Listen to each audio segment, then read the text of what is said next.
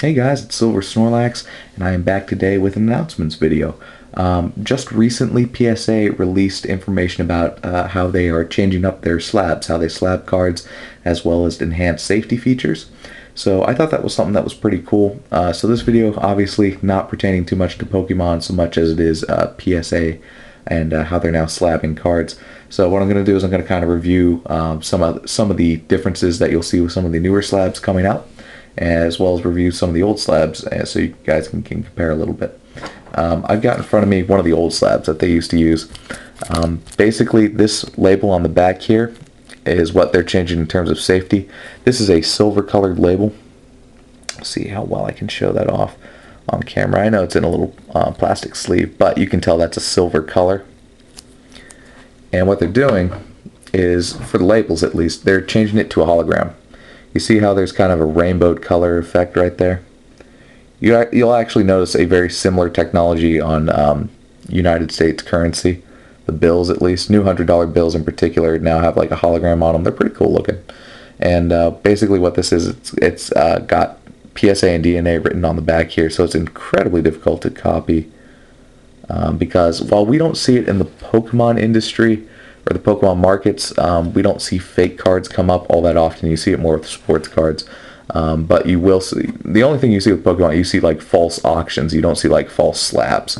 So while that's great for sports card collectors, that really doesn't pertain to those of us in the smaller Pokemon and non-sport markets. So that's a big change that they're doing with the label. And finally, the slab itself. I've got one of the brand new slabs that they're producing now. The slab is thicker, which I think is awesome. I like a thicker slab. It looks really nice.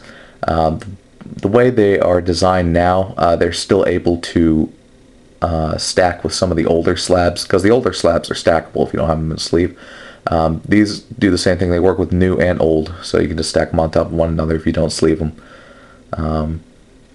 Something else I thought was cool, the way the old sleeves are designed, or the old slabs rather, are designed, is there are two parts to this particular slab. There was a male and female part, and they just kind of sandwiched them together. So you just kind of got this flat slab, just bang, one on top of the other.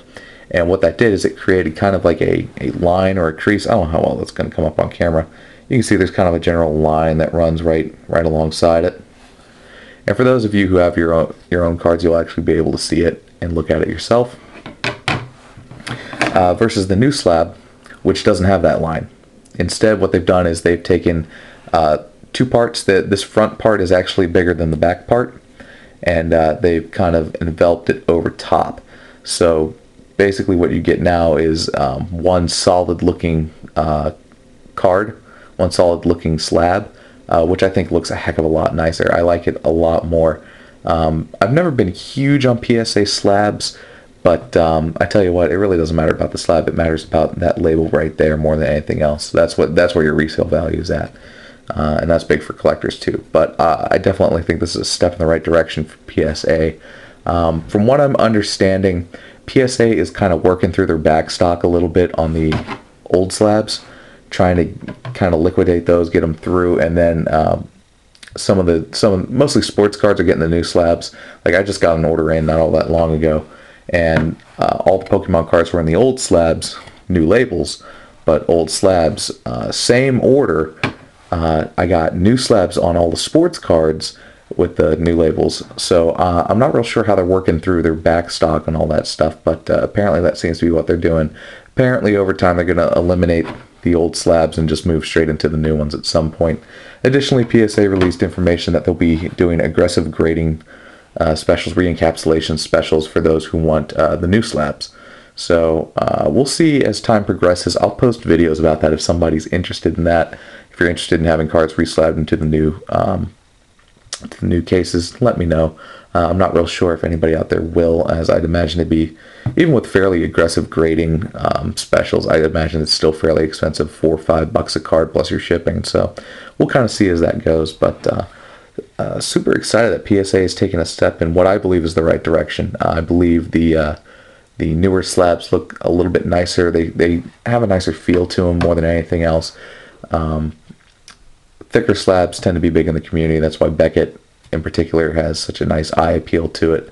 Their label doesn't sell as well, but the slabs themselves do. So I think that's something cool, and I think PSA is making a pretty good choice right now by going with the thicker slab. It looks a heck of a lot nicer too. So I figured I'd go ahead and give you guys a quick update about what's going on with PSA. I thought it was something cool. If you guys have comments, questions, concerns, I'll also have a link to the article that PSA released as well, so you guys can read up on it if you like. Hey, thanks a lot for watching. I'll have another Pokemon video up soon.